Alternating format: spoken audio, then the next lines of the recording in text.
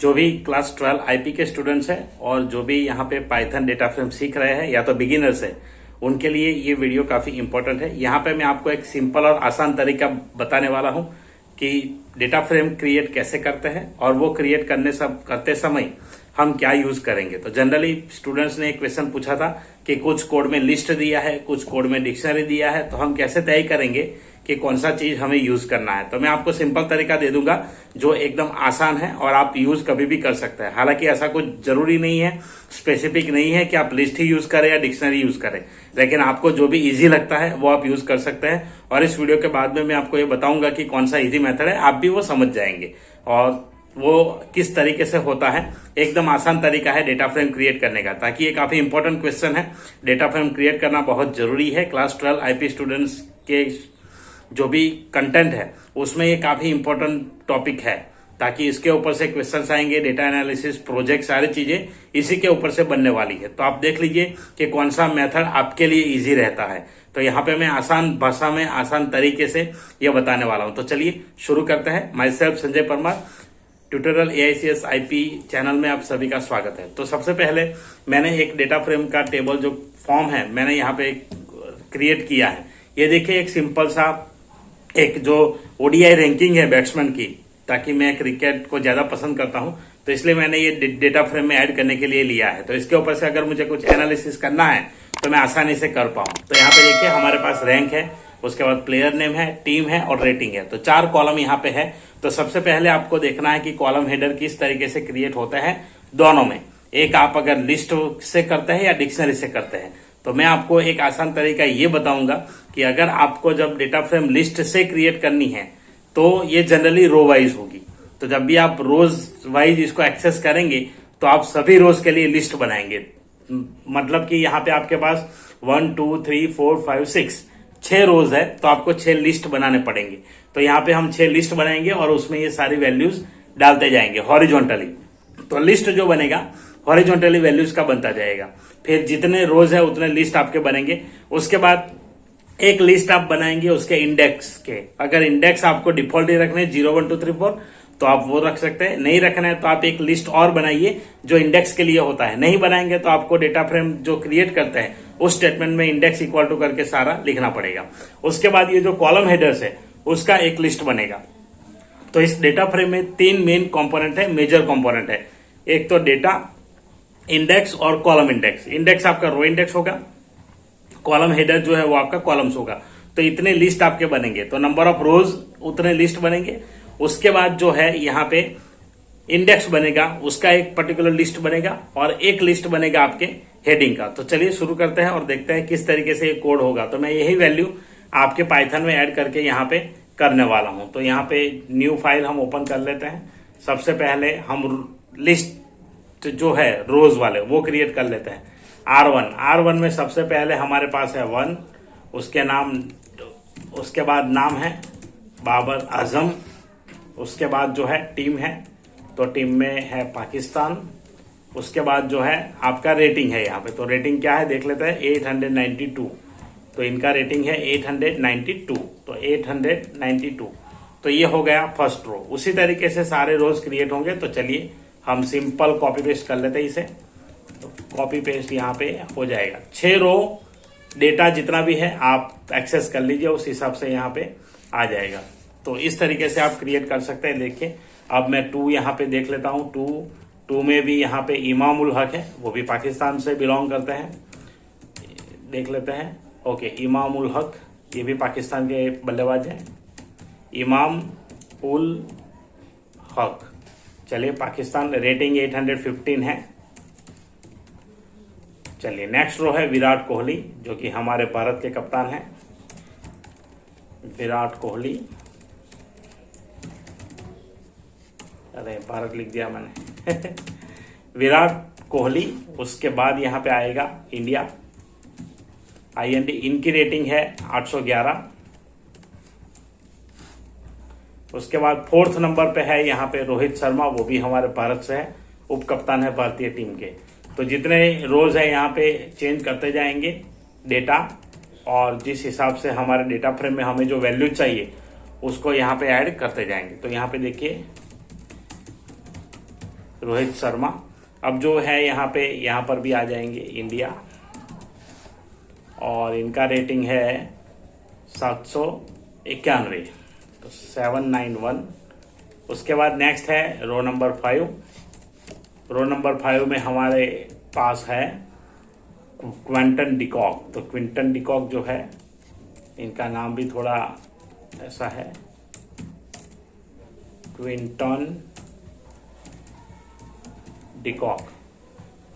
चलिए, ऐसे से है, ऐसे वैसे कैसे ऐसे, और यहाँ पे जो है 789।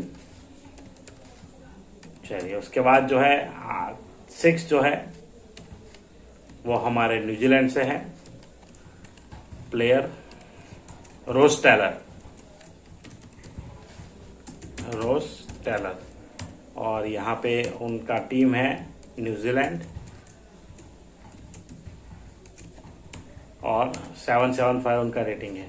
तो ये हो गया आपका डेटा जो आप रो के लिए यूज करेंगे, पर्टिकुलर रो के लिए यूज करने वाले हैं। उसके बाद जो आपके पास यहाँ पे है रो के बाद, आप देख सकते हैं कि हमें एक लिस्ट बनाना पड़ेगा इंडेक्स के लिए। तो इंडेक्स के लिए यहाँ मैं IDX करके एक लिस्ट बना देता हूँ, और जो भी इंडेक्स आप क्रिएट करना चाहें, मैं यहाँ पे क्रिएट करूंगा 1 2 3 4 5 6। तो ये हो गई हमारी इंडेक्स, जो इनिशियली या तो डिफॉल्ट 0 से स्टार्ट होता है, मैंने यहाँ पे 1 दे दिया। अब कॉलम्स जो है, तो कॉल्स करके यहाँ पे, चलिए हो सकता है कि कॉल्स कोई बाय डिफॉल्ट हो कीवर्ड, तो इसलिए हम CL यूज कर लेते हैं। CL में हम क्या यूज करेंगे, कॉलम हेडर। तो कॉलम हेडर है rank, player name, team, rating. तो ये यहाँ पे दे देंगे।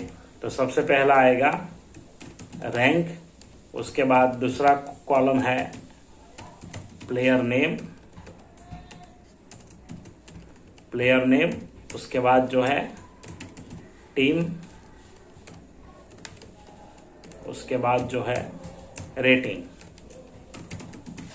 तो ये इस तरीके से आप सभी रोज के लिए और सभी पर्टिकुलर चीज के लिए लिस्ट क्रिएट कर सकते हैं। अब डेटा फ्रेम क्रिएट करते हैं, तो अब हम यूज करेंगे इंपोर्ट पांडा। आपको ये लग रहा होगा कि सर ने इंपोर्ट पांडा लिखा ही नहीं और डायरेक्ट शुरू कर दिया। तो मैं ऐसा ही करता हूं, जब जिस चीज की जरूरत पड़ती है, उसका पैकेज चाहिए, तभी इंपोर्ट करना है, पहले से इंपोर्ट नहीं करता हूं। तो चलिए, ताकि कभी कभी अगर जरूरत ना पड़ी तो हम उसके बिना भी प्रोग्राम कर सकते हैं। तो PD अब इसकी जरूरत है, तो हम यहाँ पे DF ले लेते हैं, PD डॉट डेटा फ्रेम। अब देखिए, इसमें डेटा फ्रेम में हम क्या करेंगे, तो पहले एक लिस्ट आएगा रो का, तो इसको आप डाल सकते हैं, या अदरवाइज आप इसका भी एक लिस्ट क्रिएट कर सकते हैं और यहाँ पे सिर्फ लिस्ट का नाम डाल सकते हैं। तो दोनों एक ही बात होती है। यहाँ पे डायरेक्ट कर दिया, ये आ गया आपका डेटा के बाद चलिए पहले डेटा चेक कर लेते हैं कि प्रॉपर बना है या नहीं बना है। प्रिंट DF, तो चलिए इसे रन करेंगे, सेव करना है, डेस्कटॉप पे ले लेता हूं अभी। डेटा फ्रेम रो वाइज, तो जब भी आपको row wise data frame create करना है, तो अब आपकी समझ में आ गया होगा कि आपको क्या करना है। आपको क्या करना है, सभी रोज के लिए, सभी चीजों के लिए आप यहाँ पे क्रिएट करेंगे नंबर ऑफ लिस्ट। तो यहाँ पे मैंने सभी के लिए लिस्ट बनाया है, तो सभी रोज का लिस्ट यहाँ पे रिप्रेजेंट हो गया। अभी बाय डिफॉल्ट इंडेक्स यहाँ पर भी 0 है, यहाँ पर भी 0 से स्टार्ट होता है, तो दोनों जगह 0 0 से स्टार्ट हो गए। चलिए अब इसे चेंज करते हैं। तो चेंज करने के लिए यहाँ फिर से मैं डेटा फ्रेम स्टेटमेंट पे जाऊंगा। सबसे पहले मैं इंडेक्स देता हूं, तो इंडेक्स इक्वल टू IDX। चलिए इसको एक बार रन करेंगे। तो इंडेक्स हमने यहाँ पे डाल दिए हैं और 1 2 3 4 5 6 इंडेक्स आ गए हैं। उसके बाद हमें चाहिए कि कॉलम के इंडेक्स जो है, कॉलम के हेडर चेंज हो। तो यहाँ पे एक और पैरामीटर ऐड करेंगे, कॉलम्स इक्वल टू, और यहाँ पे आ जाएगा CL। देखिए, तो इस तरीके से यहाँ पे कॉलम के नेम भी जनरेट हो चुके हैं, रैंक, प्लेयर नेम, टीम और रेटिंग। तो ये है पहला तरीका लिस्ट को क्रिएट करने का, सॉरी डेटा फ्रेम को क्रिएट करने का। तो डेटा फ्रेम इस तरीके से क्रिएट होगा आपका, रो वाइज आप एक्सेस करें, जितने रोज है उतने लिस्ट बनाएं, और जितने मतलब लिस्ट होंगे उसके हिसाब से आपका यहाँ पे रोज क्रिएट होता रहेगा। उसके बाद एक लिस्ट आप बनाएंगे इंडेक्स के लिए, एक लिस्ट बनाएंगे कॉलम हेडर के लिए। तो ये हो गया आपका रो वाइज। तो आपको अगर रो वाइज एक्सेस करना है तो ये एक सिंपल तरीका है। तो इस केस में लिस्ट यूज होगा जब आप डेटा फ्रेम क्रिएट करना चाहते हैं रो के अकॉर्डिंग, रो वाइज। चलिए अब देखते हैं कॉलम वाइज किस तरीके से क्रिएट किया जाएगा। तो कॉलम वाइज के लिए भी हमारे पास ये तरीका सिंपल है, हम इसको सेव कर लेते हैं, सेव एज, और data frame column wise. Column wise के लिए आप यूज करेंगे डिक्शनरी कॉलम वाइज। तो कॉलम वाइज के लिए हम यूज करेंगे डिक्शनरी। कोड वगैरह हमारा सेम रहेगा, एक डिक्शनरी क्रिएट होगी जिसके अंदर सारी चीजें आएगी। तो अब देखिए ये तो हमने रो वाइज एक्सेस किया था, तो इसकी अभी हमें जरूरत नहीं है। चलिए इंडेक्स रहने देते हैं, इंडेक्स हम क्रिएट करेंगे। कॉलम्स की भी जरूरत नहीं पड़ेगी डिक्शनरी में। क्यों? क्योंकि इसका एक रीजन है, जब आप डिक्शनरी से क्रिएट करेंगे तो जो की वैल्यूज है डिक्शनरी के, जो कीज है वो कीज कौन से होंगे? Column header. तो यहाँ पे जो कॉलम हेडर है वो सारे आपके यहाँ पे डिक्शनरी के कीज बनने वाले हैं। और जो वैल्यूज है वर्टिकल, ऐसे वर्टिकली आपको उसका लिस्ट क्रिएट करना होगा as a values in dictionary. तो हर कोई कॉलम के जो वैल्यूज है वो डिक्शनरी में जाएंगे और ये जो है वो हेडिंग जो है वो कीज में जाएगा। तो इस तरीके से आप इसको क्रिएट करेंगे। तो चलिए एक डिक्शनरी यहाँ पे कर लेते हैं, डी इक्वल टू, अब यहाँ पे डिक्शनरी है तो कर्ली ब्रेस आएगा। तो कर्ली ब्रैकेट यूज करने के बाद हम सबसे पहले यहाँ पे कॉलम जो है हमारा उसका डालेंगे नाम। तो ये हो गया आपका कॉलम हेडर। तो कॉलम हेडर एज ए की यूज करने वाले हैं, तो ये हमने डाल दिया। अब जो है आपका वैल्यूज, तो वैल्यूज यहाँ पे 1 2 3 4 5 6, तो इस तरीके से बनता जाएगा। तो लिस्ट में डालेंगे सारी वैल्यूज। तो ये आपका फर्स्ट कॉलम हो गया प्रिपेयर। नेक्स्ट कॉलम जो है वो है प्लेयर नेम। तो प्लेयर नेम यहाँ पे इस तरीके से आएगा, प्लेयर नेम, ये भी की होगा। अब इसमें सभी प्लेयर्स के नाम आएंगे। तो सबसे पहले लिख देते हैं बाबर आजम। उसके बाद नेक्स्ट वाला है हमारे लिस्ट में इमामुल हक। चलिए उसके बाद जो है थर्ड नेम जो है हमारे विराट कोहली, विराट कोहली। उसके बाद वाला जो नेम है यहाँ पे वो है आपका रोहित शर्मा। चलिए यहाँ पे नीचे ले लेते हैं तो थोड़ा सा यहाँ पे जगह रहेगा, रोहित शर्मा। उसके बाद जो है हमारे पास है, लिस्ट के अंदर ही आएंगे,